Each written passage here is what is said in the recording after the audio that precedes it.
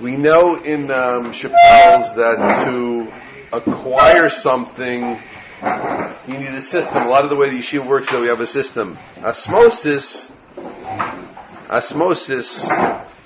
just do it and you pick it up, works for some. But a lot of the foundation of the yeshiva's educational system is that often we need things spelled out in a step-by-step manner. And it's like that in aspects of Avodas Hashem also. The typical yeshiva shmuz generally, if you think about what a yeshiva shmuz is, which I do think about because I give them and I also listen to them, for years I've listened to them and given them, a general yeshiva shmuz advises about the values one should have. But it doesn't necessarily tell you, and it's not a critique, but it's not necessarily its purpose, how to get there. So too when it comes to Emuna, we've all heard today, and in general, everybody's heard about how important Emuna is. And, we learned about what it is. But what I want to focus on together for the next hour and 40 minutes, an hour and a half, is how do we acquire and strengthen our Emuna? How do I do it? And that's what we're going to try to accomplish now. There's two parts. In general, there's education, and there's strengthening what we're already educated about. I think in general, what a person wants to be mechazik in himself, what a person wants to strengthen. You have to be educated about something. You have to strengthen what you're already educated about. And in education and Emuna, the chinuch towards Emuna, there are also two parts that you have to know what we're supposed to believe, and you have to believe they're true. Right? One of the articles of faith, for example, the Yom is Mashiach. Right? Without that, person would say, who says Mashiach is part of what I have to believe? It might be a nice thing. Who says I have to believe it? And not just another idea. So take an idea like Mashiach. There would be the belief in Mashiach.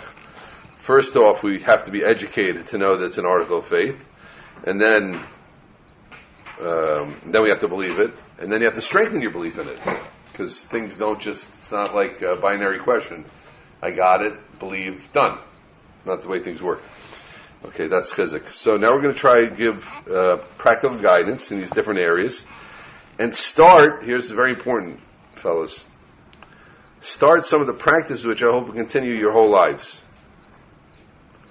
And as it's also workshop, like I wrote, also workshop, we're going to stop at certain times and let you think and write to yourself about the ideas you've been mentioned. That's what you have on the sheet we developed. Place to write, that's a place for notes, but on what I'm giving as I'm giving it, but not just as I'm giving it, also for the little spaces where we have. So make sure that when we do take a break, we'll have a proper break, etc. But in the time when I'm giving you time to write yourself what I'll guide you in writing. So engage in these times. Sometimes people are like, oh great, so that's time to check your phones. And so it's a shame because you don't get as much out of it if you check your phone during the writing times and not engage in the material that we're dealing with. Make sense? Right? But that's besides the break. We'll have a proper break in the middle. You can check your phones, etc. Okay, so what we're going to be involved in today, and it was really following up to Rabbi Haber's share, but it definitely stands on its own, is we're going to talk about like Emuna and Hashem and Emuna and Hashkafa, his involvement in our national and personal lives. That's what I'm focusing on.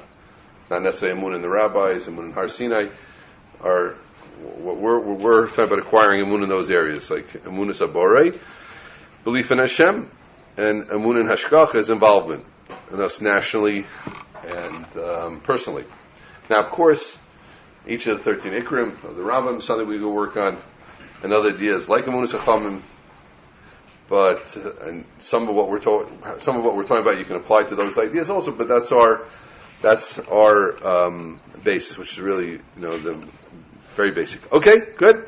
That was a little of an introduction. So now, fellas, how do we strengthen our belief in Hashem? So first, we have to discuss the P word. What's the P word? Proofs. Right? Proof. Do we use the word proofs or not? So, I think whether the right word is proofs or not may not be the right conversation. Right? Everybody, like, we talk about proofs of God. Yes, you can bring a proof to God. No, you can't bring a proof to God, etc. You've heard that conversation, and it's not a bad conversation. But I don't think it's a little bit, as often as I think it takes us off a little bit from what maybe the proper conversation to have is. Because proof implies absolute slam dunk, no refutation. Let's say I have a proof of something, a literal proof, like means slam dunk in the goal, for those of the, no refutation. So listen carefully. I'm going to stay out of the debate of whether we can reach that level of clarity or not through proofs.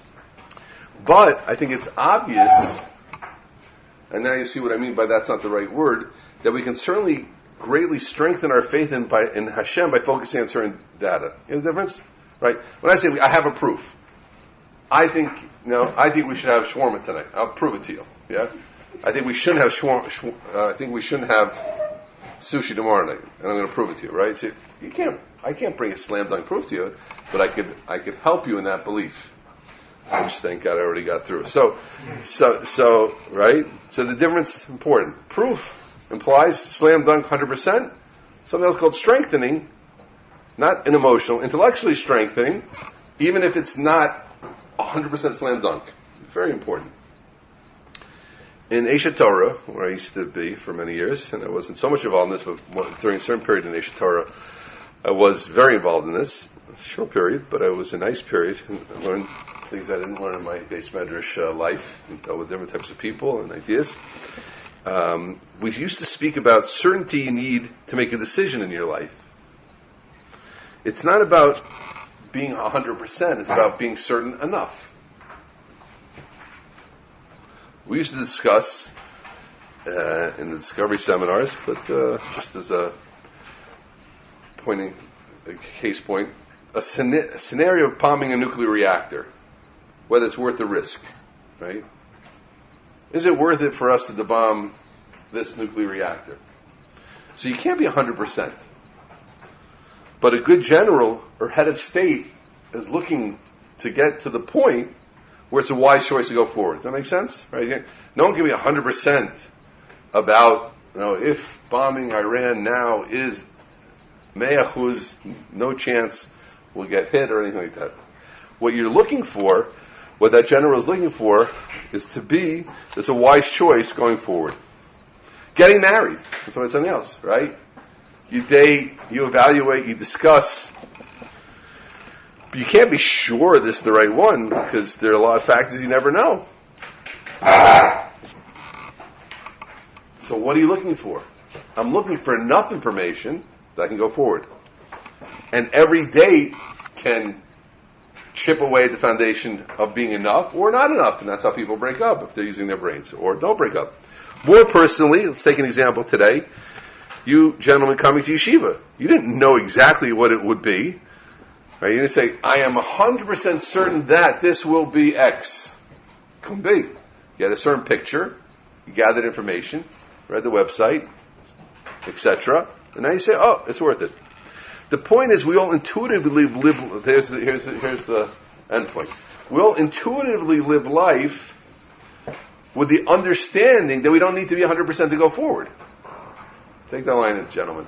We intuitively live life with the understanding we don't need to be 100% to go forward, but we can't be more and more sure. And by the way, when people do look for 100%, things usually means there's a psychological issue with them. Just telling you, as someone advises people, it means like you have a lack of confidence. So like until and that's why sometimes you can see, you can't judge anybody, but sometimes you find an older single who still, what happened? I'll just tell you, the Stipler Gaon used to say, older Bachram would come to him. I can't say something, but he could, and they would say, I didn't meet my Bashir yet, and the Stipler said, you met her, and you met her, and you rejected her. That's what he used to say to them. So, just as an example. So now, listen carefully. I'm discussing whether the proof is 100%, but there's no doubt that Emuna can be certain. And I think that's the final goal of Emuna. I'm not necessarily trying to bring myself or you to 100% now with what I'm going to share. That's not the purpose that I say, because I think that deflects the conversation to having a conversation we don't have to have, which is less essential. But I don't mean to say that Emuna isn't 100%. A maimin, someone who believes, can believe 100%. And for sure that's the end goal of Emuna. I'll give you an example again from Eshet Torah, just an example. Rabbi Noach Weinberg used to say, and I heard him say it, that he said you have to have five-finger clarity about something. And he said, I believe more in Hashem than you have clarity that you have 5 fingers. How sure you guys that I have 5 fingers now? Yeah? No doubt. He said, as sure as you are about your 5 fingers, that's how sure I am of the Borei Olam, Hashem's existence. And Rabbi Noach just said it nicely, but definitely hundreds and thousands, and I think even millions of Jews down the generations live with absolute belief. So there's the Emuna might be about being 100%. Helping our Emuna doesn't necessarily have to be 100% to help Emuna, but it's helping us get in that direct direction. Yes, everybody got it? That's the picture. Okay, so part of what needed for many of us is even if you cannot scientifically prove Hashem and His Torah, by focusing on certain data, you can definitely strengthen, increase, and bolster your faith greatly. And it is a big mistake to overfocus in the semi-semantic terminology of absolute proof or not. The ideas I will continue to share with now are to strengthen our faith, but not to prove it. And the main thing you should be thinking as the many ideas that we're going to share is, can this strengthen me? Not whether it's going to make me 100%. Okay, that was our little introduction. Now I want to start with a chiddush of mine. I don't know if I saw this anywhere. Sometimes people claim Kedusha for things they heard somewhere. Could be I definitely heard it. But it appeared to me, I want to share something that appears to me. What's the first step? And now when I use the word proof, so no one's going to get like, oh, it's not 100%, I took statistics in college and you're a high school dropout. Which I wasn't. I was not a high school dropout. Oh, I was a high school dropout. So the first step to proving Hashem, I think the first step, so again, that's when I use the word proof. Like, don't jump on it. That's what I mean. Okay, it's not going to go redefine. The first step to proving Hashem is proving there is more in existence in the physical rational world.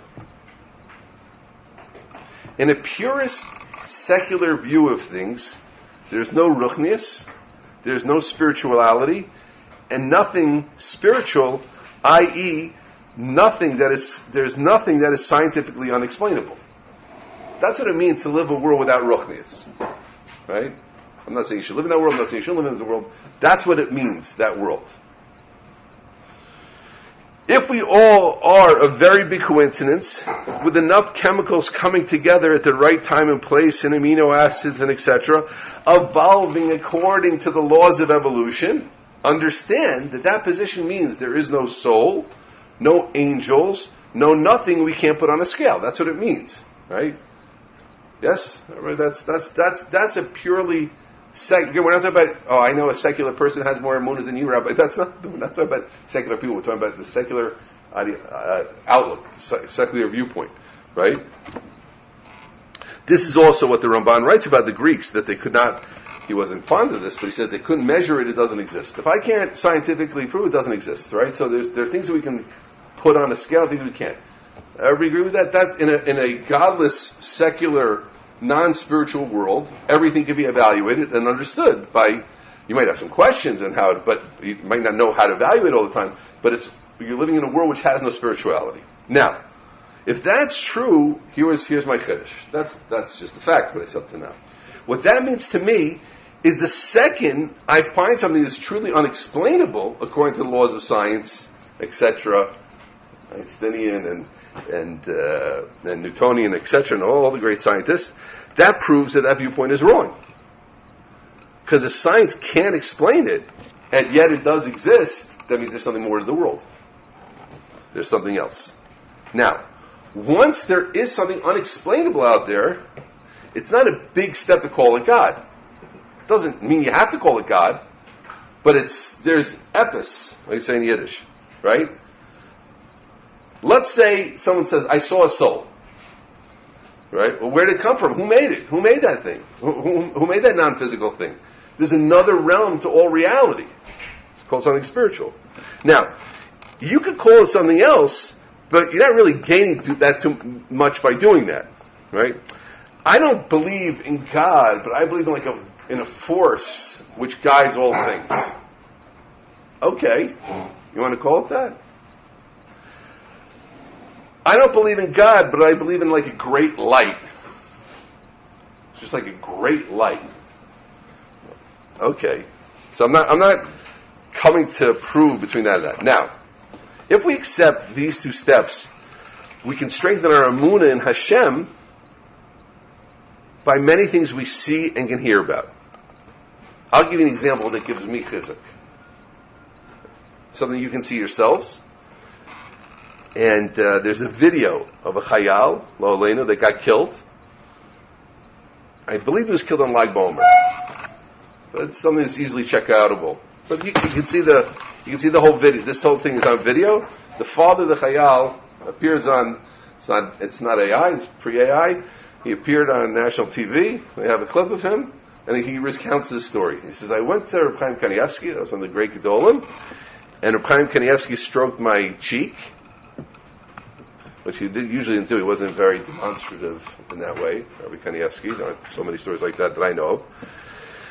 And he said to me, "You should know that your son is together with Shimon Bar Yochai." That's what Rabbi Kanievsky said to him. The man relates that he drove from Bnei Brak, Rachel Rashbam, 123 or so. That's where Rabbi Kanievsky lived. He went to fill up on gas, I think in Ramat Gan, close by, and a woman came to him and says, "Oh, are you this one?" And he was a known person because the son had died. "Are you X? I had a dream about your son last night, and he's with Rav Shimon Bar Yochai." That's what this woman dreamt. Now, what in the world is that? Right? So here's someone. Now, you're right. Maybe the guy's lying. Maybe that could be. Right? But I get chizuk from that.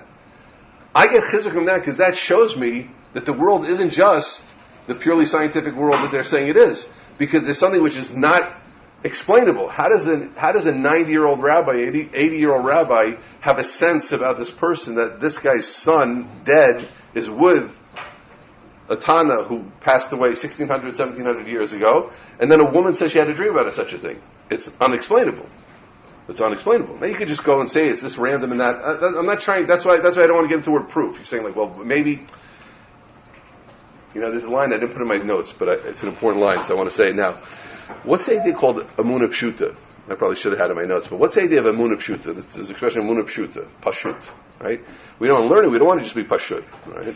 You go to a shir and they say, well, don't just take it on a simple level, like delve into it. So what's the idea of Emuna Pshuta? So Rav Shimshon Pincus, a great Rav who passed away young, he said the idea of Pashut means, how would a person, my words for his idea, how does a person of a healthy mindset look at it? Right? How do you look at when you see something that has order and seder? It's like a healthy person says it came from somewhere. You don't say, well, maybe a tornado pushed all the elements together and fused it. Well, you can't prove it. You can't. It's not statistically impossible. It's not a healthy way of looking at things. Right? That's one of the most important things, by the way, in learning is to have like a healthy understanding of the pasuk shot. And what does this pasuk seem to be saying? You have questions. It's that. So a story like that. Again, this is just personal. A person I believe can give chizuk. Now it doesn't say God, but what it does say to me is spirituality, i.e., something past the physical world. And once you're already past the physical world, so you're not bound by the scientific theory. So now why not say God already? It's not that far for me personally to say, oh, that will help me give belief in Hashem. Now that's an example. I started one with that I personally get chizuk from. And I'm going to give more examples that might or might not speak to you or might or not speak to me. It's not important because I want to know I'm giving things over. And no one says, oh, he gave that a crazy example. He's teaching crazy stuff in Shapell's, right? I'm having enough trouble already, right? So right? So I think all the things I'm teaching are reasonable. Otherwise, I wouldn't mention them. But the important thing again is you take what you can and strengthen yourself with it. See what I'm saying? That's so. Near-death experiences. There are many videos of people, maybe even met people, who can describe themselves. They were physically in a coma or worse. The heart had stopped. They definitely could not hear on a regular level, and they look upon themselves from above and remember every part of what was happening. There are a lot of cases like that, right? So how's that possible? That's not physically possible. Right? It doesn't make any sense. If it doesn't make any sense, that means that there's a soul. Because his body was out, but his soul was still attached and seeing something. That's a simple explanation of it, right? And therefore, and he was hearing things that even if he'd be awake, he couldn't hear on the other side of the room, etc., and seeing all aspects of it. And there again, are there some kooks online who are probably saying stuff to get attention? Sure. A lot of crazy people, right? But I don't think all of those cases are crazy. So that indicates there's spirituality and a soul, and once there is a soul, so to me, it's pointing towards Hashem. Yeah. If seeing is an act of the physical body, how would we reconcile that the soul would be able to observe what we can physically see? We talk about the soul. Soul isn't necessarily seeing. Isn't there's spiritual seeing and there's spiritual seeing and there's physical seeing. It's not necessarily seeing is something we do with in a physical way that could be broken down. But there's something called, just like Hashem sees, Malachim see. So the soul is also some type of spiritual entity that sees. There's a whole book written, I didn't read this book, but there's a whole written book by a woman that lives in the old city today. Her name is Sarah Yocheved Riegler. She also wrote the book about Henny Machlis. The Max Liebrock is back into the Machlises. So this is the woman who wrote the book called, I forget something, but this book she's wrote, I just checked, it's called I've Been Here Before, which is about people who remember themselves today, who were born in the 70s, 80s, 60s, etc., today, who remember themselves being in the Holocaust.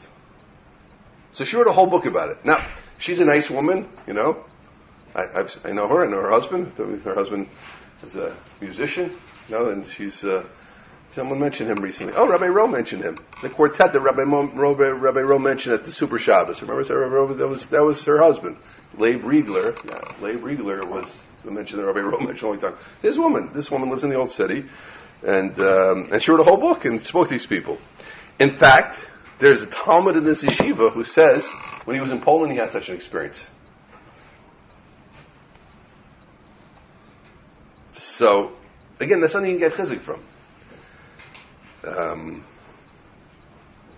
Another type of thing like this. There are accounts of the Beis Yosef, you can read this in books which have been passed down for hundreds of years, of the Beis Yosef being possessed by a force that spoke through him. This is a little bit of a trickier proof, but it's brought down. The Shlag Kodesh brings down, the Beis Yosef himself brings down, it's ever called Magim Misharim, where the Beis Yosef, that's Shulchan Aruch, guys, the Shulchan Aruch, the one that we use, right? It's one of my big proofs for the world. I say this to ultimate rationalists sometimes. I say, let me ask you a question. Because people say, I'm good with anything rational. Like all this Kabbalistic stuff, spiritual stuff, there's certain people, it can't be. All this stuff I don't believe. I had a conversation with a professor on a plane one time, a female professor, and we sat next to each other. We had a nice, friendly conversation. I tried this proof on her. So I said, I have a question for you. You accept the Psikah of the Beit Yosef? She said, of course. You can't say that. You can't say you don't accept the Psak of the Beit Yosef, then you're outside of the camp. So she's in the umbrella. Okay, that's a mila.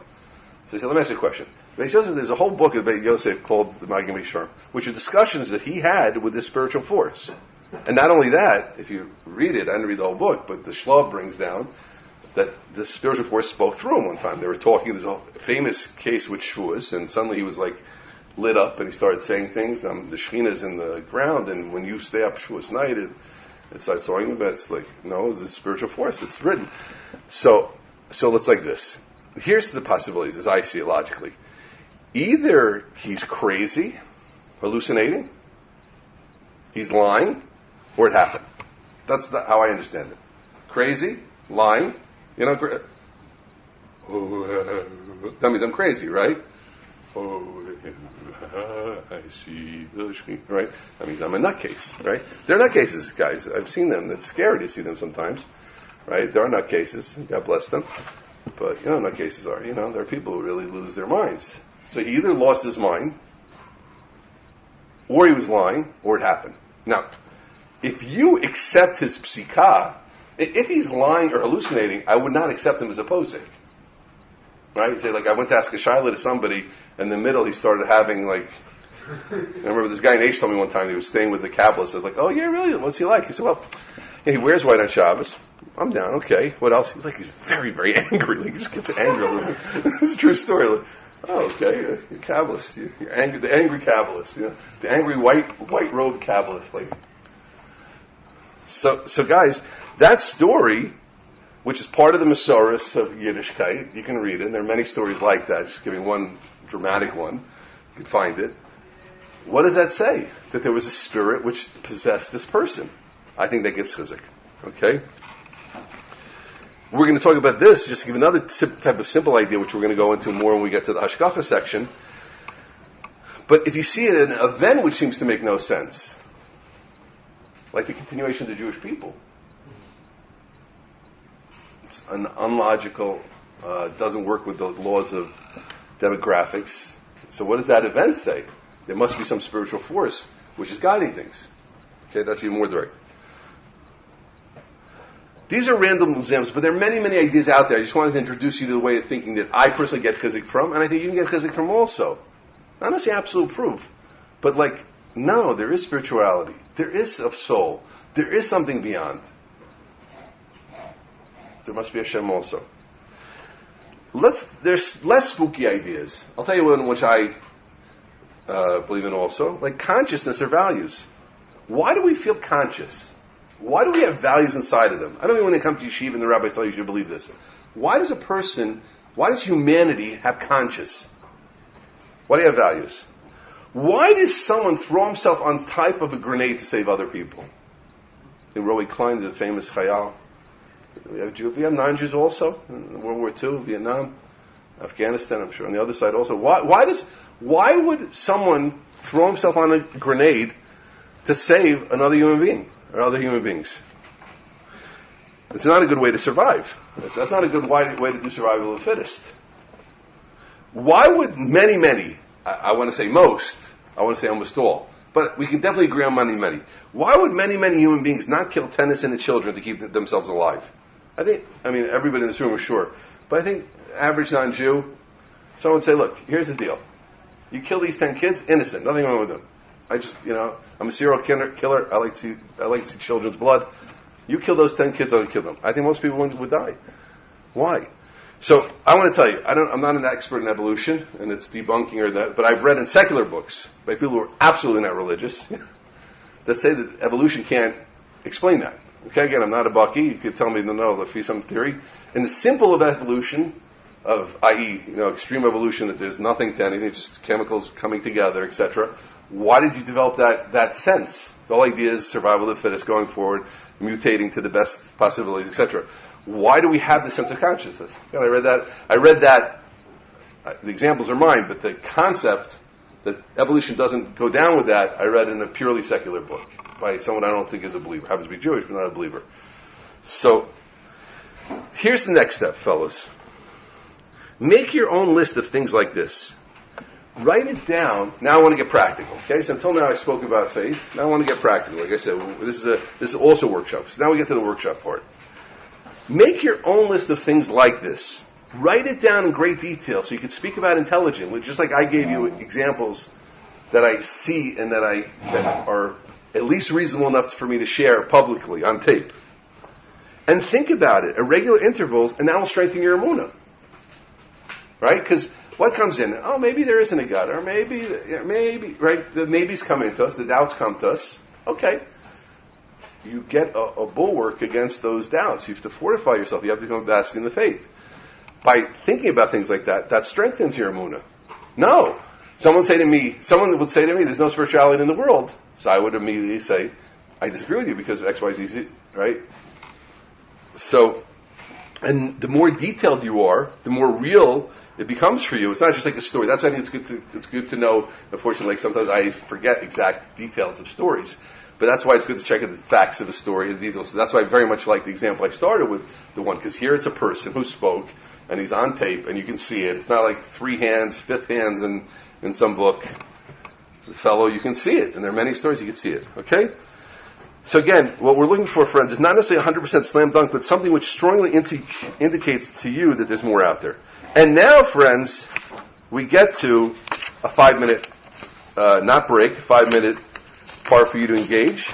I want you to think, right now, I'm going to sit down, take 5 minutes, and write down a few things. It could be things I said or things that you say that you think show strongly spirituality. Okay, take 5 minutes, and then you can take these home with you, and then look at them and redo. And that's how you strengthen Emuna. That's our goal is. How can we strengthen Emuna? By taking time, thinking about such things, giving detailed lists, and building on them.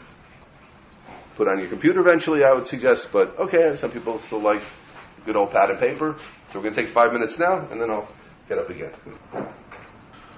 Okay, all right, let's continue. Great. So now we're going to take a sharp turn, speaking a whole different direction about how to strengthen Emuna. Not through argumentation and logical proof, but rather by living Emuna. The things we live with, talk about, surround ourselves with, will become part of us. It's World Cup time, many of you know. Let's say you have no interest in it. Let's say you're a social hermit. No, I'm joking. Let's say you're missing. No, sorry. Let's say as a social experiment, you start to speak about the World Cup. You want to just see, what's it like? What's a soccer ball?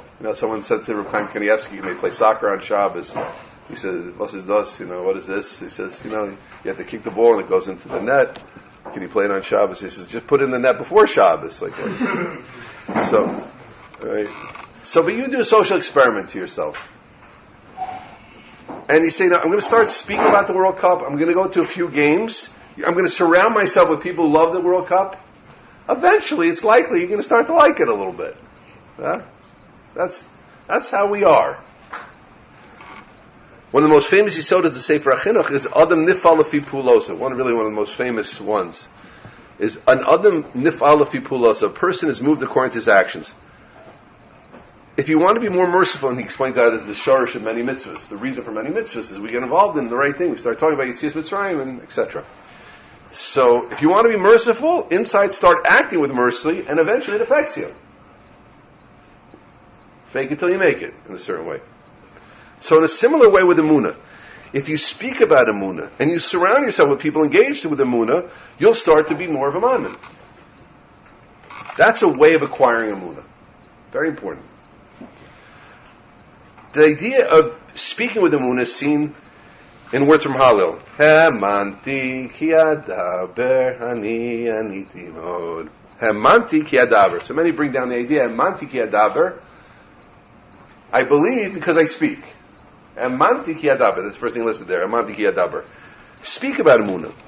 I will get to Emuna by speaking with Emuna. Saying things like Bezras Hashem, Baruch Hashem, Emir Hashem. Okay, listen. If you run into a seminary girl, sometimes they can destroy you with their amazings and Baruch Hashems. All right, hopefully by the time you go out with them, they'll settle down a little bit. Okay, you can do it too much. Baruch Hashem, Yirtzeh Hashem, Baruch Hashem, 2 plus 2 equals 4, Bezras Hashem. You don't have to say that. Right? But guys, don't throw out the baby with the bathwater. I don't like it. My wife teaches in seminary, I know what it says about, Amen! It's just an apple. Right? You get a chizuk when, I love to teach in seminaries. Everybody's writing the whole time, You see how happy Rabbi Lerner looks, Teaching seminaries. Rabbi Lerner, that class was Amen! But saying things like Bez Hashem, Baruch Hashem, Yirtzeh Hashem, they help. It helps. And Manti Ki Adaber. Sharing stories about Hashgacha Pratis helps. That happened to others, or the most that happened to you. One of my sons at the Shabbos table, I'm very proud of him, I'll tell you, he has his whole family say something at the Shabbos table that they're thankful for happened over the week. And when I go for the Shabbos, I also have to do it, Come up with something. Look bad if Saba doesn't have anything to say. My grandchildren! Now, Baruch Hashem, what to be thankful for, right? But that's good. That's good training. That's good chinuch. I'm proud of him because it's good chinuch. He's being mechanech his family towards Emuna. I mean, I would say, this whole thank you Hashem thing, beautiful. Beautiful what they did, these people. I would add to this idea, some of us love music. I'll give you an example later, right? Many of us, there's Jewish music with a lot of Emuna. You can make yourself an Emuna playlist. Here's my Emuna playlist, and I listen to it. Exactly. So that's the idea of Hemanti Ki Adaber. Speak with Emuna. The next idea is a deeper idea and a little more complex idea in its application. Let's talk about it. Is surrounding yourself with people who are Ma'aminim. Do we see Hashem involved in world events or not? Do we see Hashem involved in our livelihoods or not? If all of the people around you think the path to success has nothing to do with Him with a capital H, it's hard for that not to rub off on you. Let's read the Rambam for a second. For those of you who think that I'm beyond it. So said the Nesher Hagadol. Derech Briyoso Shel Adam. This is the Rambam right down your sheets in part 2, second bullet point. Derech Briyato Shel Adam. The way of living of a person. Ilio Nimshach B'deotov Masav. A person is affected in his deot, in the way he thinks, and in his ma'asav, and in his actions. Achareya v'chayaverov, after his friends. Minoed k'minig anshi medinato, and he acts like the people he's around. Lefikach, therefore, right? That's the Ram, guys. I had a friend who said the Ram paskin for us that a person is affected. Lefikach, and anybody else thinks they're not affected, just yawn. Right? Someone around you is going to. We're affected. We all think, I'm a rock, I'm an island, I'm just an intellectual rock, I'm not affected by anything, my ideas are pure, etc. Baloney, of course you're affected. Lafikach, therefore, what's in Maskana? And you see the whole Rambam had to be Mekatzer, for time's sake. Tzarchal, the Rambam says you have to run away. Find righteous people to sit next to. Tamik Kidei Shemon to learn from them. Bidrachek min Risham Ha'ochem B'choshech. You can love people, guys. People make this mistake. I love Klal Yisrael. I want to tell you a big secret. The Rambam loved Klal Yisrael more than you did. Yeah? A lot more. Not a little bit more, a lot more. You can't imagine how much the Rambam loved every Yid.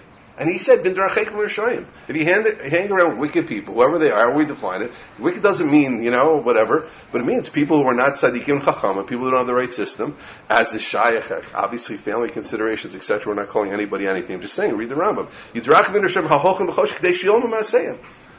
the Rambam says. Hilchos Deis, Perek Vav, you're welcome to see the whole thing. I think, that's why I said the application here is a little more complex. For a lot of Talmidei Yeshiva, in our yeshiva and in other yeshivas, if I would say the same exact thing in Lakewood, perhaps with a different mashal, is this: when you're around yeshiva, you're around Rabbeim to speak with Emuna, and your friends speak with Emuna, and it affects you. Then what happens? You enter the workforce, and it's all ishtadlus, and me. And when will I get my first million? And by 25, it's going to be like this. And then by 32, it's going to be like that. And he has this, and he has that. Now, and that's life. That's a life for us. And by the way, it's a life for the guy in Lakewood also. A lot of guys in Lakewood made it very big in real estate and nursing homes and high tech and all types of things. It shouldn't be that you're making it big. You lose Emuna, God forbid. Now, we often can't control. Easy for me to say, right? We can't control where we get a job. But I advise, if you're around people who have no Emuna, keep a certain distance in a certain way. They sadly are wrong. They never learn, but their way is not my way. I'm in an office. I am cordial. I'm friendly. I'm nice, etc. But there's a distance because they think in a way which is totally different to me. And according to the Rambam, I'm eventually probably going to start thinking like them. And I don't want to think about it. I don't want to view life the way they view life. And make sure outside of work to make up for it. In shul, make friends with ma'aminim. Speak with Emuna at home. Don't be in an echo chamber of not Emuna.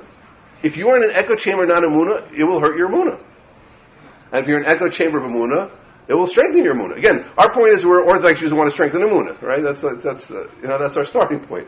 What I have to add to the sugya often is a practical something. I'm a practical person. Now, I have to mention also that news affects a person. The average newsman, again, as a newsman, you're going to love the way I end this paragraph, has no Emuna, right? At least when they're discussing the news, right? They don't say Baruch Hashem, right? You could hear in Israel. It's very sad. I don't want to say this on my religious friends. I still have kids to marry, but I like listening to secular news usually more than the religious news stations. I don't know why, but I hear the difference. Oh, and the missile hit nowhere. The nice thing on Kol Chai, they're like, Bez Baruch Hashem, the missile didn't hear it. If you hear enough news, enough people speaking secularly, it goes in. So you listen to too much news, you're a news junkie with a bunch of people who are not with an outlook. Guys, I'm not judging individuals. That's I think people make a mistake. Oh, but Rabbi, you judging the people? I'm not judging anybody. I don't know them. I'm talking about the mahalach. And an intelligent person sees a mahalach. Shapell, do we like Gemara? How could you say that? Like, what do you mean? Just Rabbi, are you and Rabbi Silver's kishkas that he likes? There's a mahalach in this yeshiva. It looks to me like Karlinsky and Hirschfeld and Silberg like Gemara. I mean, that's not, that's just what they talk about. Like, I don't know. That's right. And news, I've heard a lot of news in my life. It's not a mahalach of Emuna. It's not. It's not the way, you don't analyze things and say, well, Trump, I think that really the Rosh Hashanah made Trump do that. That's not the way you lose your job. You speak like that. So, by the way, I just take a side shot. It's another reason not to be a news junkie. Anybody who wants to hear more about the danger of too much news, I have a wonderful secular book, again, written by someone with, I think this guy has no Emuna. From the book. It's an excellent book with no Emuna, not the other one, another book. And he has a whole chapter on when he decreased his news intake, how his thoughts became better and clearer. It was like the way people talk about disconnecting from technology. I think he wrote a book before. It's called, I think, The Art of Good Thinking or something. A wonderful book. I can find anybody who wants. It has a great chapter on news. So, by the way, I told you you're going to like the way I end this paragraph. And many sports stars do have Emuna. You see, they got the Yidden with the soccer guys in Israel. They pull the thing over their jerseys, and the Christians, probably the Muslims also. So the equation is what? It's better to watch sports than listen to the news. Just kidding. But it is interesting. A lot of Aaron Judge is a big mime, and a lot of great sports stars are a big mime. I mean him, and baseball. And football. It seems that's what my friends tell me. Okay, so what was I saying? So there's another part to this which I listed as a separate thing, which is getting Chazal from getting Emuna. That's our next part, which we're going to focus now from Chazal, Rishonim, Achronim, Rabbeim, and Klal Yisrael. Now, listen carefully. There's a big Yetzer Hara, which I also have. I consider myself a semi-intellectual, and that Emuna. It's not like the intellectual way to think about things, What are they thinking in universities? Like the really smart people, what are they at? Yeah? The sophisticated people don't believe in all this simplistic Emuna stuff. This is for the women. This is for not women, this is for the simple, not simple, whoever you want to say, right? Whatever it's allowed to say. The Jews, I don't know. We'll blame them, We're not smart. So, well, guess what? They were very big intellects. They were super geniuses. But they had a lot of Emuna.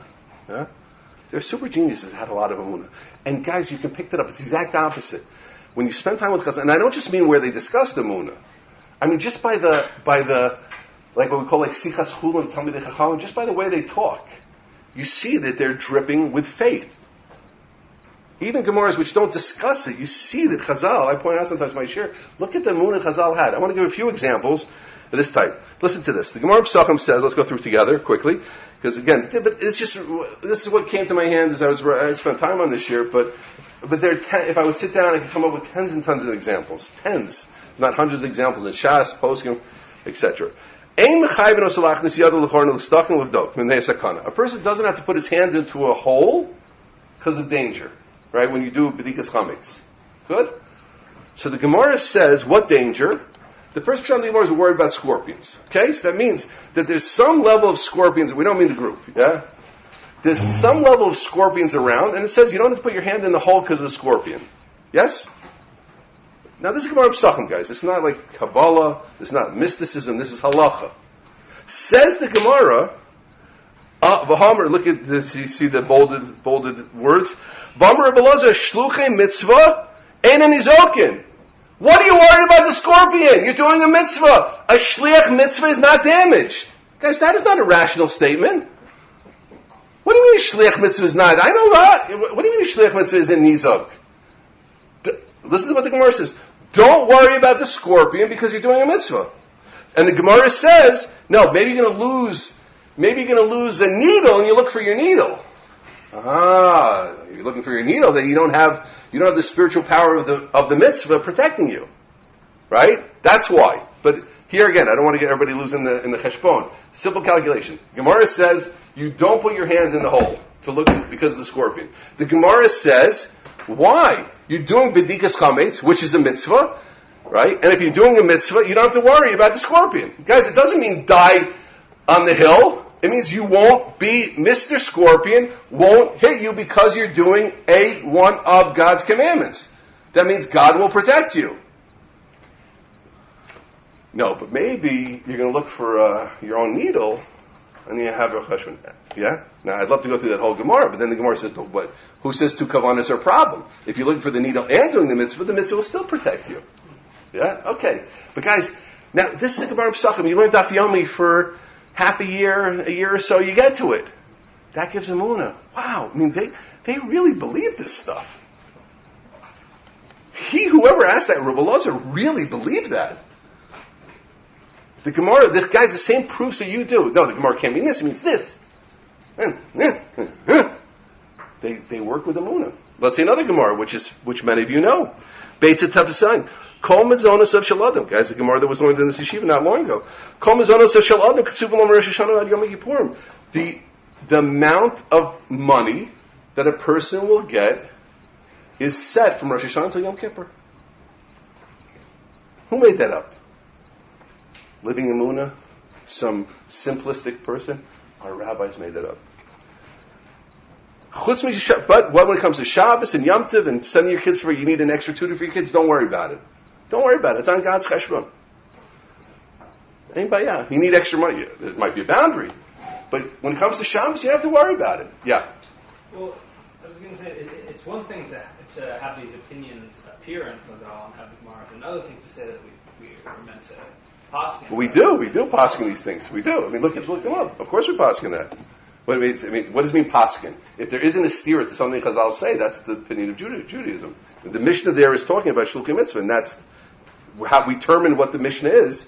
We determine, I don't have time now, but if you take it through I don't know what you mean exactly, but if you take it through the process, we do work with these cheshbonos halacha l'maisa. A Rav today, when someone will come to them, I know people, go to Rabbanim and ask them, I have X amount of money, can I spend money for Shabbos? Yes. So, I don't know what you mean, it doesn't paskin. It relates to halacha l'maisa. Of course it does. It relates to Jewish practice. What is Jewish practice? Jewish practice, i.e. what Rabbanim, who tell people what to do, base things, and the Gemara Pesachim for sure is based on that. Of course we paskin in shlich mitzvah in Nizak. You have to look at the whole sugya. There's another day, this, that, but that's I don't know what you mean. Okay. When a day is mentioned in Chazal and there's no stira, that's Judaism. You know, if there's a stira, there's a contradiction, then it's not Judaism. But, no? Okay, I was curious what the confines were. What? I was curious what the confines were of sticking your hand, causing yourself. If you have to know this, there are boundaries. There are boundaries. But guys, Mr. Sharm brings it down. There are boundaries to shliach mitzvah and nizakim. But definitely, here's the point. It's definitely a principle in Jewish practice today, shliach mitzvah and nizakim. So again, we'd have to go through the whole Gemara and the Shitas. Yeah. One second. Yeah. With regard, to get to what you said about, let's say, your parnas being predetermined by Rosh Hashanah and everything, how are you meant to gauge the kli that you're putting in? Because if one could say, and I'm sure you're aware of this, that, okay, I'm making $3 million. Yeah. But maybe I'm underperforming. Maybe I should be really projecting 20, 30 million. Well, for sure, if you're not doing it, I don't want to get stuck in all these questions because there's a lot of guys, but I want to bring out just the idea is that we're working with Emuna. You understand what I'm saying? It's definitely, right, these Gemaras, which are mainstream, that's what I'm saying. These to speak to Aaron's point, these very, very mainstream ideas, which are not things that have arguments about, to my knowledge, and many, many, many others, you see that the rabbis were full of Emuna. That's what I'm talking about. So when you learn Shas with an open eye, a lot of things we have to work through. Guys, let's take an example from the Rambam. People love to say the Rambam was a rationalist. Yeah, so I love to say the Rambam wasn't a rationalist. He was definitely a rationalist, and he's definitely had a different sheet than others. But I'll show you. I have many Rambams, at least 3 or 4, where I could show you this. But I want to show you one, which we mentioned recently, which you see the Rambam is also very much working with an Emuna system, that there is Hashkafa. Okay, so it says, Lama, quickly, Lama lo zacha Levi benachlas Eretz Yisrael. Why didn't Levi get a part in Israel? Mendei shehovda lavodas Hashem, because he was separated, turning the page, we turn the page, his job was to worship God and to teach to the Jewish people. He separated himself from the ways of the world. He doesn't go to battle. Kasher Yisrael. Therefore, they don't have to spend time in the physical world. And the Kadosh Baruch Hu takes care of them. The Shevet Levi, Kadosh Baruch Hu personally takes care of them. Now that's not a logical thing. Shevet Levi is not working. They're not going to university, right? They're not learning CPA. They're not becoming doctors. The Kadosh Baruch Hu takes care of them. This is the Rambam, Maimonides, right? Oh, but okay, maybe that was just like a Levi thing. The Rambam continues, Lo Shevet Levi Bilvad. Not only Shevet, Eli Kol Ish Vish Mikol Boi Olam. Any member of humanity, which seems to be even non-Jews. Someone who really is ready to totally dedicate his life to Kadosh Baruch Hu, and he goes straight, right? And he doesn't worry about all this stuff, doesn't waste any time, etc. That, again, I don't want to get into all the details, I'm just getting the picture. Hare's in this Kodesh Kodashim. He becomes Kodesh Kodashim. And he will find, Pashup Shah means the Kadosh Baruch will take care of him, his Parnasa. Right? So here's Rambam, the rationalist, telling you, Levi, God takes care of, right? In some, it doesn't necessarily mean a supernatural way, but not in the ways of the way we make money, yeah? Not by a monthly check. And not only Levi, but others also. Yes? So guys, the point I'm trying to bring out over here is just reflect in a simple way. Let the Ram sink into you. You see that he was working with an Emuna-based world. You see that clearly. The Rambam is into Nisim less than the Ramban. What does that have to do with anything? That's such a deflection of the whole soul of the Rambam. You took out so many parts that I could give you 2 or 3 other examples. We don't have time. Anybody who wants them, happily list them off. I had this one. My nephew said, "Oh, the Rambam is a rationalist." I said, "Well, let me ask you, what about this Rambam, this Rambam, this Rambam, this Rambam? What do you do with those?" He was more rationalistic than the Kabbalists. You're right, but don't. But anyway, that's a side point. But guys, the point I'm trying to say is, you read these Gemaras. It's just random things that I came up with, and with many things. What do you see? Look at their system. These people were full of Emuna. I want to give another example. Meshech Chochmah, guys, one of the most brilliant Torah scholars last 150 years was named the Meshech Chochmah, Meir Simcha Dvinsky. He was an absolute prodigy. He learned 18 hours a day for 18 years, and he wrote a book which is, beloved today and for all time, called Meshech Chochmah. And we discussed this, and we don't have a lot of time, but he says, what's the mitzvah of Dveikus? Remember, we discussed this, we don't have so much time for it. But he himself says, what does it mean to be David? What does it cleave to God? Cleaving to God is bitachon. Bitachon.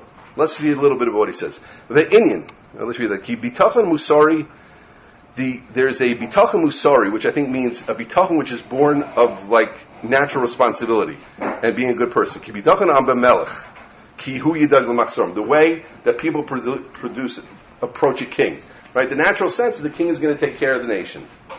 The yesh bitachon tivi, there's a natural bitachon which is just developed between people. Like a woman has bitachon in her husband. Right? A woman thinks my husband's going to worry about me. The yesh bitachon yoter chazak, and there's a stronger sense of trust. Bitachon, we're going to translate as trust, which is an outgrowth of Emuna. Ki bitachon ben ba'aviv melech, the bitachon of a son and his father the king. Ki yidag ba'ado. My father's a king. For sure he's going to take care of me. My father's a billionaire. For sure he's going to take care of me. Yeah, I'm not worried.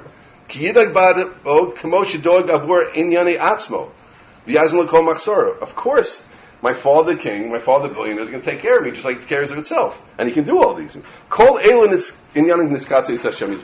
All of these topics are by Hashem. Let's just come over the next. So therefore, jump to the Imkain. Imkain. So that's really our situation. We have a father who is a billionaire, who has all the things possible, and he's worried about us. Yadati esmachovav. He knows what's trouble. He knows what's troubling you, and he cares about you more than you care about yourself. And he knows what's good for you more than you know what's good for yourself. And he has better plans for you more than your plans. He has the best plans for you. Imkain. We're jumping to the word Imkain. Halo yadam yoshev betach v'shaloi v'shakeh. A person can sit back, leave the driving test. You have to work. You have to do something, but don't work so much. If you trust in God, He's going to take care of you. Why are you so stressed out? Why are you so worried? Why are you so anxious? K'moshe davar barucha. Imagine k'moshe davar barucha hachasa b'shar bitachon, like the Chovos HaLevavos so shar bitachon. V'znenek rabot tibak. That's what it means to be davik to Hashem.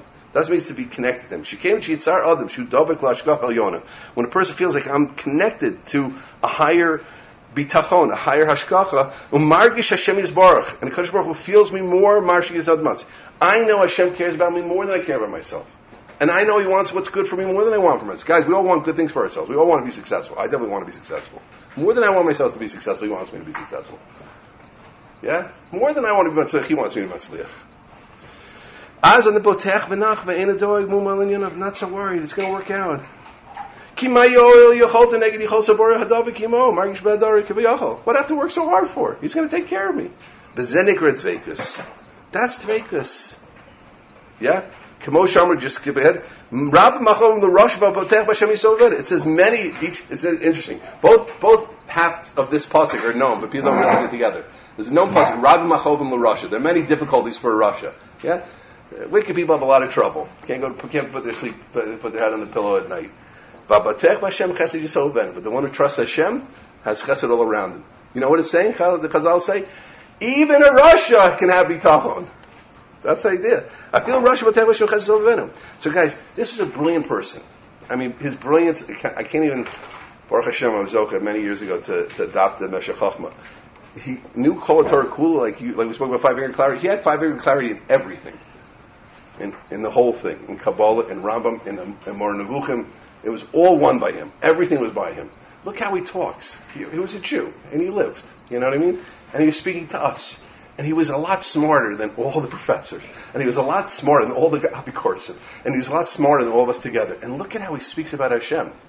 You reflect on that. So the point I'm trying to bring out, guys, is we're talking about how to strengthen Emuna. So strengthening your Emuna by reflecting and let them stop the newscasters, stop them from talking to you so much, and it's not just learning. You can learn and miss it, right? We know people who just learn and miss it, right? It's not religious. My friend Gamliel told me he was in Hebrew U. He said, my professor could track every idea in Hasidus back hundreds and hundreds of years, but he wasn't a Maimon B'chlal. So it's just an intellectual exercise. So it's just, no, but I get it. I'm talking about these people. You read the Gra. Gra is pretty smart. You think the Gra had Emuna problems? You know who talks the most about Dveikus and Bitachon? The Gra. It's all over Kisvei Gra is Bitachon. Bitachon is one of the main things in Kisvei Gra. In the deep places, and the Chaim Volozhiner, who are these people? Who are your Rabbeim? You know, who are my Rabbeim? They were Mamidim. They believe. My Rebbe Rabbi Yaakov, so full of Bitachon. I think about Bitachon, I think Rabbi Yaakov. What are you worried about? He says, Rebbe, what are you doing with the yeshiva? He has a big financial hole on him. We're making a campaign today. He doesn't have Donna. He's got it on himself, you know? He says, but I have Bitachon, you know? So I live with people like that. Let them wear off on you. And the final thing, yeah, guys, that's the idea. But you can learn Chazal and Rishonim and Achronim without getting that. But if you open yourself, not just the ideas, everybody understand what I'm trying to say? I'm talking about the osmosis here. The ideas are ideas of Bitachon, right? And Emuna. But I'm talking about the backdrop. Whoa, these guys were full of belief. My people, the people I want to be like, they're full of belief. I got to strengthen myself and be more like them. Finally, I quote a please daven for. What do I mean by that?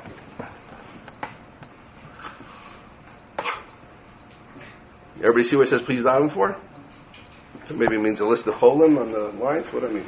Guys, I get chizuk. You see the Jewish people believe. You know? People on the left, people on the right. Someone's sick. What do people do? They send out daven for him. Why daven for him? What are you davening for him for? Because the Jewish people is full of Emuna. So it's Chazal. It's, of course, Chazal, Rishonim, Achronim, full of Emuna. Forgot to mention, I don't know if you guys ever learned Ben Yoyada, Ben Ishchai. Every pshat came out. I used to learn a lot of Ben Yoyada. Ben Yoyada is the Ben Ishchai sefer on Agadata. Every pshat, Baruch Hashem, B'siyata D'Shmaya. You see, he's saying a pshat. He's explaining something. But Baruch Hashem, I got the pshat, B'siyata D'Shmaya. That rubs off on you. You let it rub off on you. I want to get some of the Emuna of the Ben Ishchai, of the Ben Yoyada, the Ben Yahu. Yeah? But the Jewish people is full of Emuna, guys. Isn't that interesting proof? But you can get chizuk from that. Every time you see a Jew, and then he might be to the left of you, he might be to the right of you, you might be firmer than him, etc. Jewish people is full of Emuna. Like go to Slichas. Yeah, it might be a Shmir Sinai problem. Okay, but if you go to Slichas at the you go to Slichas at the Kotel, what are people doing? Look how she's crying. Maybe better look at him, but look, he's crying. Who's crying? Right? Shaved head, it's all, not a bit of hair on his head, and he's full of Emuna, and it's a whole that could give you chizuk also, strength. Okay, so that's the idea I wanted to share. So I want to do a little faster, but let's take 3 minutes. Take a few minutes again and write to yourself things that we read. How can I live more with Emuna? Remember, so section 1 was more like proofs. Now, section 2 that we had just now was us living with Emuna, our speaking in Emuna, our being around people of Emuna, etc. What can you do coming out of this year today, that already you're going to live a little bit more with Emuna? I'm going to do 3 minutes. I just want to get to the other stuff. Okay, guys, we're continuing. The next topic, I want to say full disclosure, which I don't have to say, and it's a bad way to speak, but I think because I'm honest, I have honest emisitis, is that I'm weaker in this area, but don't let my weakness affect you. This might be a great area for you to excel in. The Chovas Halavavos in Shar Bechina speaks about getting Emuna from the tremendous wisdom we see in the natural world. A person get a lot of Emuna from the world. Yeah? And that's something that was written about. Rav Shach used to, the famous Rosh Yeshiva and guide of the Lithuanian Yeshiva world for 30, 40 years, used to hold up an orange. And he'd say, I don't know exactly what he said, but I know that he would hold up an orange as something to get Emuna from. Look at the good of Hashem, look at the beauty of Hashem, etc. Victor Miller is another famous rabbi who was very popular by some people, who was a tremendous proponent of this mahalach. He used to literally carry apple seeds in his pockets to get Emuna. Yeah? So I'll give some examples which do speak to me. By the way, that was a bad way to introduce it. I don't know, I shouldn't have even said it, but right, I'm just not good at it. But let's think about this. I want to ask you a question. How does salmon get back to the very tributary after traveling thousands of miles? The Pacific salmon, whichever type it is exactly, they are born in a tributary in Vancouver somewhere, or over there in Canada. The guys who lost in the World Cup. Now all North America's out, I think, but maybe Mexico. I don't know, but they're born in some tributary, goes out of the tributary into a stream, into a river, into the ocean, and 1,000 miles. Yeah, one time when they're real babies, and then years later, she comes back, swims thousands of miles, back to that river, back to that stream, back to that tributary. That makes no sense. What in the world could do that? How does that? What? So you see an incredible chachma in the physical world. I don't think. Again, it could be the scientists have some. Guys, you have to know there's something called theories, something called laws. If a scientist comes and says, "I have a theory of how it works," that doesn't mean that's how it works, right? Gravity is a law. I think. Yes. Gravity is a law of gravity, right? But there are a lot of things which are just ideas, maybe. Migrating birds. How does a bird know where to migrate to, right? That means it shows you there's a greater chachma. I'll give you an example that my Rebbe Rav Leichter used to love. Rav Leichter, I don't know if I should say the whole thing he used to say, but he said, I got more out of this book by this zoologist named Adolf something than all these people who speak about like being miyashiv, age of universe. Like, what does that give? That's just his comment. Like, what does that give anybody? But he said, but you can get Emuna from things. So he said that there's a certain zoologist that he read called Adolf something. He said he one time went to, I think, the Columbia Library and he photocopied every page of the book. It was such a good book. He explained all these things like this. He said that there's a certain snake that strikes a mouse. Gerbil. Yeah, but it doesn't kill the mouse. What happens is the venom from the snake mixes with the sweat of the mouse. The mouse runs away, and it's getting disabled, in the meantime. The snake hangs back. The mouse eventually is paralyzed. And the snake follows the trail of the sweat and the venom together, and it has a nice little meal. Yeah? So my Rebbe Rav Leichter, who, no offense, guys, he's smarter than all of you. No offense. I know most of you, but he's definitely smarter than me. He's a genius. He's a genius in music. He's a genius in mathematics. He's a genius in Musar. He's a genius. If you take his sefer, put it on the table, I think his IQ is harder than him. He's a very, very, very smart person. Yeah. He said you get Emuna from that. Like you see that there's a creation which made sense. How does evolution going to explain that one? Like it was in the evolution of the thing that its venom mixed with that was the mutation to make sure that again, you can explain away anything. But what's the Emuna Pshut in that?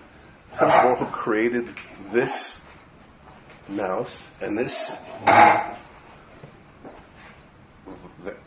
snake in tandem, and wanted to give this snake food from this mouse, and therefore made that the sweat of this snake, of this mouse, when penetrated by the venom, would give a certain smell, which the snake would be sensitive to, and then it gobbles up and gets him up. Okay. There are Jewish and secular books which are filled with this types of stuff. Secular, right? Secular. Not necessarily means they're books which write about the natural world, and a person get a lot of Emuna from them. By the way, again, you can miss it. I remember I actually heard Rabbi Riskin speak once, and he said that he was in YU, and they learned about the mind for a long time, and this professor got up and says, there you have it, the accident of the human mind. Riskin was saying, like, the students were all in awe of the chachma of the mind and how it works. And this professor was in a maimon. There you have it, the accident of the human mind. I think that's a story. You can probably hear it online. It's a famous story of his. The accident of the human mind. So you can miss anything. We're looking for strength in ourselves. So that's an example, okay? So I want to make sure to have enough time I was now going to make another break time, but I'll leave time at the end for part 3. But I would suggest, again, take some time, write some examples from the physical world that move you. Right? And again, that's how you build Emuna. When I said I'm bad at it, guys, what I meant to say is like I always have plans, have like a lot of examples of those, and they don't build up for some reason. I don't know why. But I do like that. It was like, but that might be the section which speaks to you, and you can strengthen your Emuna. And the Emuna Savari. Look at the complexity of the physical world. Look at the bombardier beetle. Look at the platypus. Look at this thing. Think about it. Think about, did this really come about randomly? Is that the way it speaks to you? I know. In 3 billion years with enough possibility, Yachalia, that's not called strengthening Emuna. Strengthening Emuna means this strengthens me. It's not about absolute proof. It's about what gets strengthened to you. Now I want to tell you a story, okay, for section 4. There was a world leader. He conquered one of the most fortified cities in the ancient world. He had strategy, bravery, guts, and he conquered the city.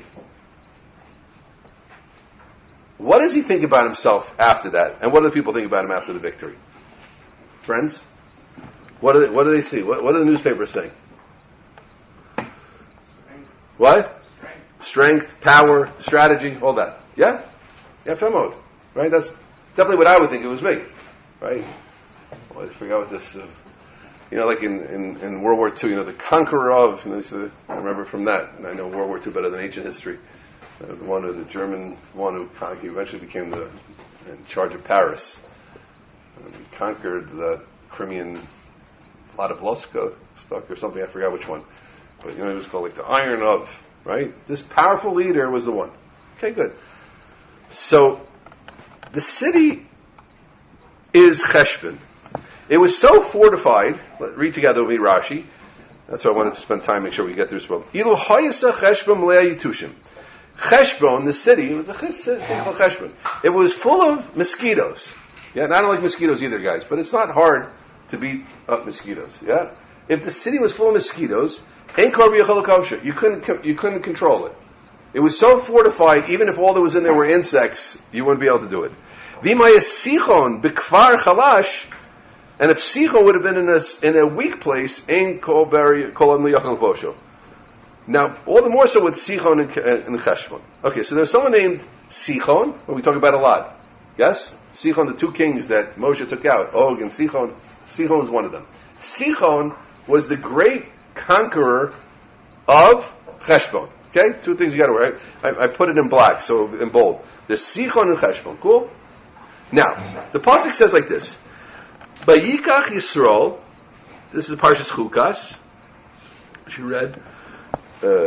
recently, right? V'yikat Yisrael kol ha'arim ha'ela, v'yashiv Yisrael b'chol ha'arim mori, b'cheshbon, b'chol b'noseh. So the Jewish people conquered Cheshbon from Sichon. Cool? So far so good? Ki Cheshbon ir Sichon. Cheshbon was called the ear of Sichon. Melech HaMori, he, v'hu nilcham, now, the pasuk continues, v'hu nilcham b'melech Moav, and Sichon had conquered Moav Harishon, v'yichad kol artzo v'yado ad Arnon. So just focusing on the pasuk, not the Rashi, not the indented part. Israel, the Jewish people, conquered Sichon, conquered Cheshbon from Sichon. Good? Yeah. Jews got Cheshbon from Sichon. The pasuk continues and says, and Sichon had conquered Cheshbon from Moav. What part of the pasuk seems extraneous? Moav. Well, that's just history, guys. And what happened? What happened before Moav? And was there ever a volcano in Cheshbon? That's not important information. Our story is the story of the Jewish people. The Jewish people conquered Sichon. I keep saying it wrong. I apologize. The Jewish people conquered Cheshbon from Sichon. That's important for you and me to know. Yes? But it's not important that we know that Sichon had conquered Cheshbon from Moav. We agree? And Rashi picks up on that question, right? If he should, that's not because the Torah, guys, is not a history book. Not there to tell you. We learn history from the Torah, but it's not a history book. There's a reason to tell you, and Rashi explains. Okay. Lama hutzrach li katev. Why did the Torah have to write that last expression that Cheshbon had been conquered from Moav? Lefi shenemer al tzar et Moav. The Jewish people has a command not to make trouble for Moav. Us Jews can't give a hard time to Moabites. Everybody see where this is going? So now, in order for us to one day conquer this place, what has to happen? We need Moab out. But we can't get Moab out, so what happens? Sichon conquers Moab. Right? The Cheshbon Mashal Moab Hayeta. Cheshbon was owned by Moab. Kasav Lanu Shesichon Lacha Mehem Valyadu Tahara Yisrael. Everybody get the situation?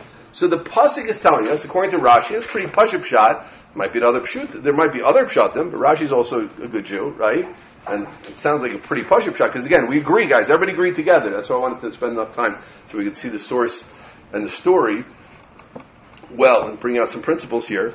That there was this place Cheshbon that let's just imagine it was in 1500 BCE. In 1500 BCE, Sichon conquered Cheshbon from Moav. 50 years later, in 1450, the Jews took the land from Sichon. Good? But the Torah pointed out to me that Moav first owned it. Why? Because the reason that Sichon was successful in conquering Cheshbon was not because he was a great leader. It was because God wanted Cheshbon to be in the hands of Sichon in order the Jews could take it. Everybody get to see it? That's the story of Rashi. Remember we said at the beginning, we both say you get a lot of umur from Chumash and Rashi? If you just so now, it's incredible. When the Mori papers come out in 1500 with the story, what are they screaming? Our great leader Sichon is so powerful. He took the major Cheshbon from Moab with the strength in his hands and the bravery in his gut and the strategy in his head that he learned at West Point. The brilliant leader. That's not the real story. You're a sucker if you believe that story. Hear that word, guys? Trump is saved. I think many of us connected the dots. You know? My theory. And I read a book about it. I think he was saved to help the Jewish people. You know? It was really close. I mean, people think he staged it. Like, really? I mean, is that something on the sharpshooter? Okay, you know. I mean, I don't think he became that wealthy. Yeah. So, bro said, what's the principle here? What's the principle? Again, just coming out from, this is Pashup Shana Chumash L'fi Rashi at least. Maybe there's another way to learn the pasuk, but it's certainly how Rabbeinu Rashi is learning the pasuk, right? Rashi is normative, yeah. There's a Gzeir in Shemayim the Klal Yisrael should years in the future conquer Cheshbon, and Hashem starts laying the plans. That's what's going on. That's the real story. That's the real story. That's the real history of the conquest of Cheshbon. I mentioned that I was going to come back to a song. There's a wonderful song by Yishai Ribo, by the person who was full of Emuna, and he produced songs. It's called Kiata Sibata Sibat Sibot. Kiata Sibata Sibot. Hilata Hilo.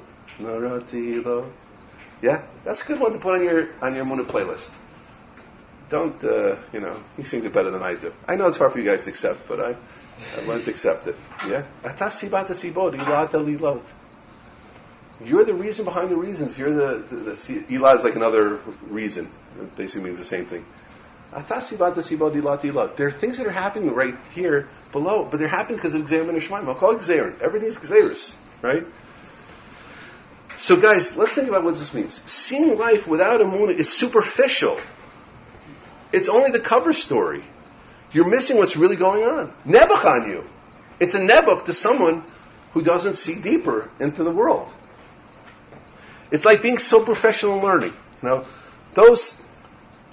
there are people in this room who are struggling just to get the Gemara down.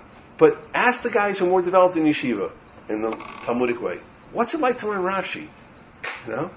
Don't do it too early. I don't want to get Rabbi super early. But okay, but Bismano Bonachon, a whole different aspect comes on. And then Tosfos, wait, there's a whole different story going on. And then the Achron, they get to the Brisker Lumdis.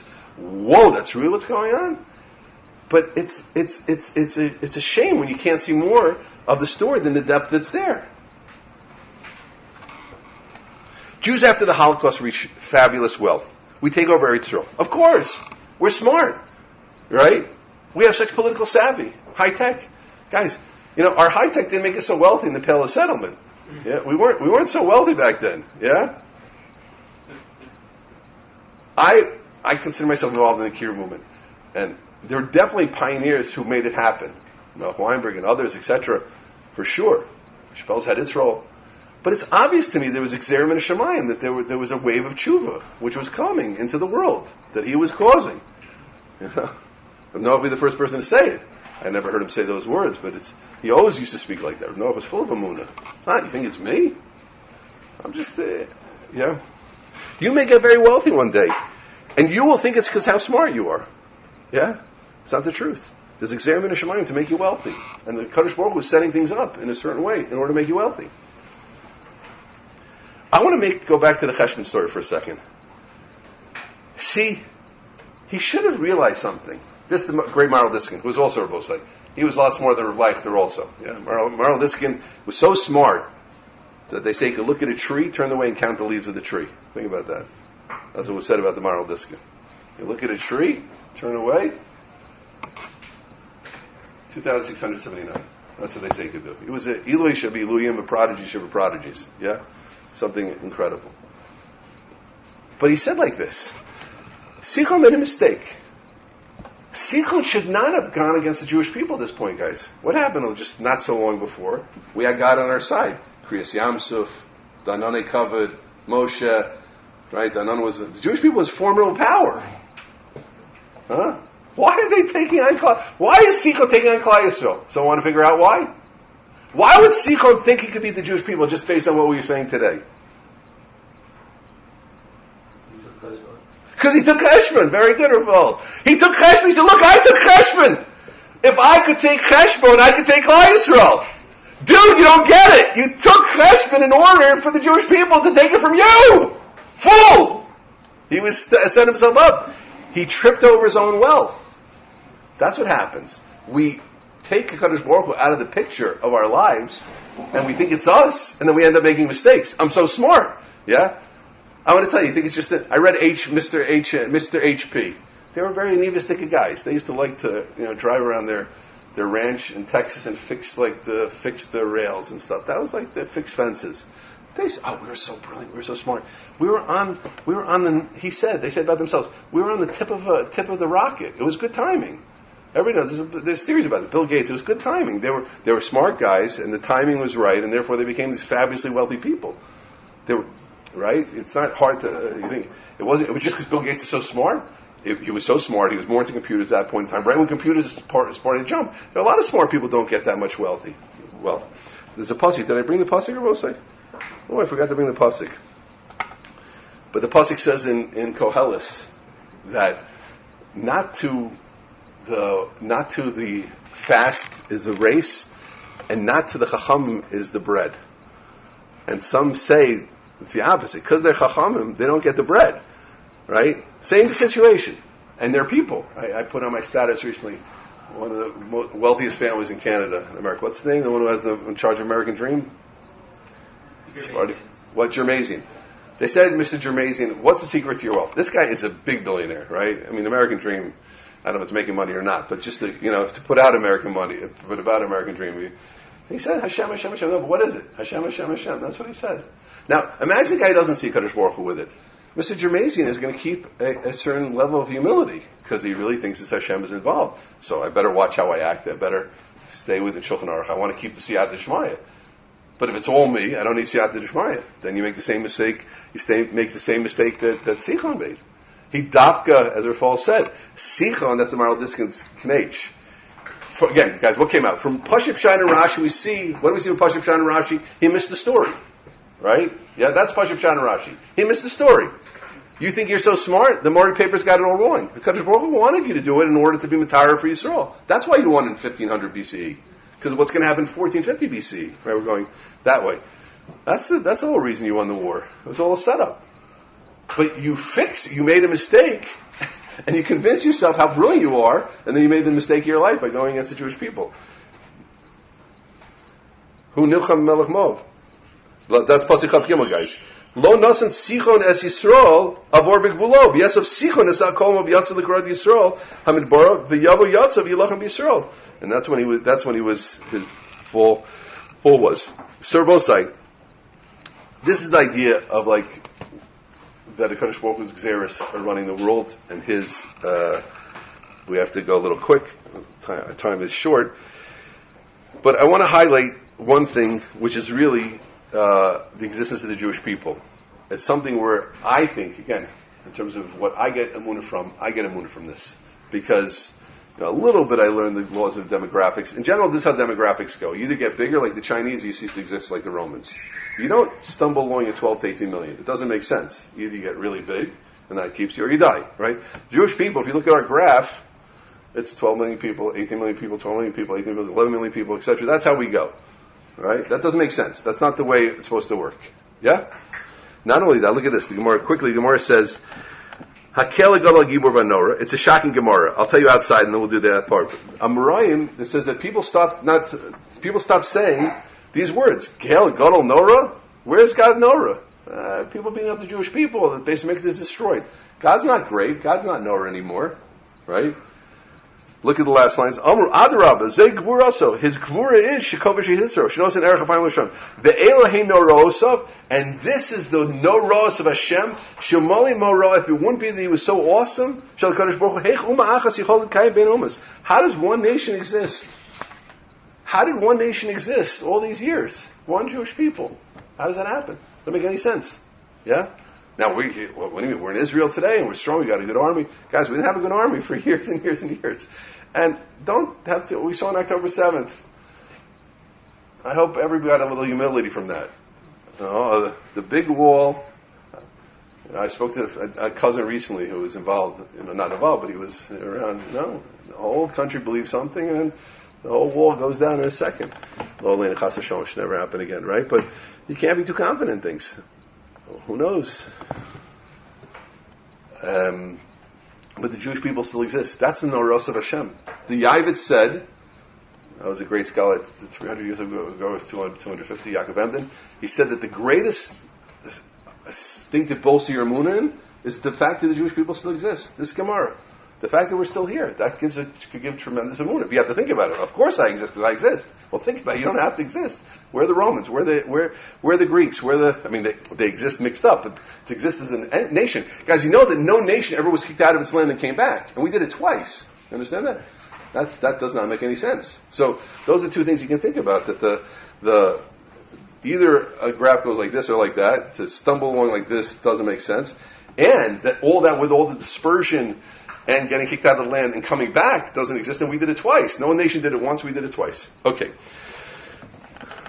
To take this more practical, fellas, we have to end, but I think you have to find hashgacha pratis in your life. I think a big chizik in Emuna is to find hashgacha pratis in life. I have a brother-in-law I talk about a decent amount. He's a gaon. He's a buck in Kabbalah. He knows a lot. He knows whole books about stuff, has written books about stuff you guys will probably never learn about. Yeah? He's very respected. Many Rosh Kol go to learn by him. And he loves stories about hashgacha pratis. And he's mechazik bakim all the time in hashgacha pratis. And he could tell you, listen, he said, I needed 1,600 shekels. I know where it's going to come from. Out of here, nowhere. I needed a taxi to Gilo, and it grows back. He's a sophisticated guy. Very, very sophisticated thinker. Very, very smart guy. He's a mechazik guy. And he says, no, but then people say, no, I don't have that in my life. He says, you never had a story in your life? You never felt that the Kadosh Baruch Hu was with you? As with Soloveitchik, he was also an intellectual, said, to feel Hashem's strong hand on your gentle shoulders. You never felt Hashem's hand on your gentle shoulder. He's guiding you. Suddenly you have the bus gets off exactly where you want to. Oh, but maybe not. Guys, that's the voice of the Yetzer Hara. That's trying to stop you from not having Emuna. Right? Now, a person can be flaming. Obviously, guys, everything can be taken too far. I went to the kotel and the bird pooped on me, and now, it's a Gilgal. You see, you're a flaming idiot. But say, don't say it, because someone's flaming is you have to throw out the idea. That's not the way of wisdom. That's not the way of wisdom. Then we wouldn't be religious, right? Oh, but people are too mockers. Yeah. So, don't deny yourself that. You see powerfully. This is one example from hundreds in Chumash where I showed. I think it shows up very nicely, the idea of how Kadosh Baruch Hu is the siba of things and running the show and how you interpret it a certain way. The Sichon Cheshbon story, there's no question that what Sichon was feeling, and like the Maral Diskin added, that he got lost in the story, and he saw it and read it in a way which didn't have anything to do with the Gzeira ben Shemaim, with the decree from above, which was really guiding everything. And we can also see that the whole time in our success.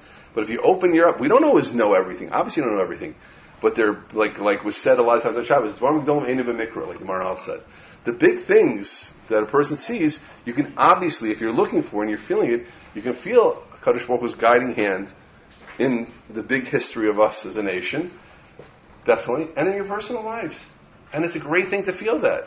And it's a great thing, we don't have time now, but later, fill in the parts we don't have time to fill in.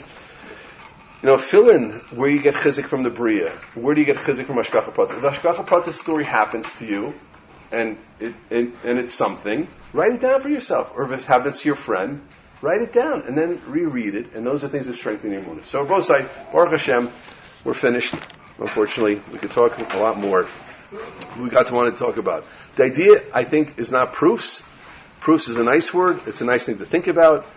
It's a good intellectual engagement. Is there such a thing as an absolute proof? Is there not? Let's avoid that. Let's talk about chizik and strengthening our Emuna. And there are many, many, many ways to strengthen our Emuna.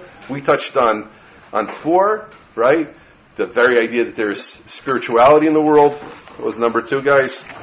The very idea that there's spirituality. The idea of living with Emuna, speaking Emuna, being around people of Emuna, taking Emuna from Chazal, Rishonim, Achronim, Rabbeim, taking Emuna from the Jewish people, where people are full of Emuna, and we can live with that and reflect and take that in.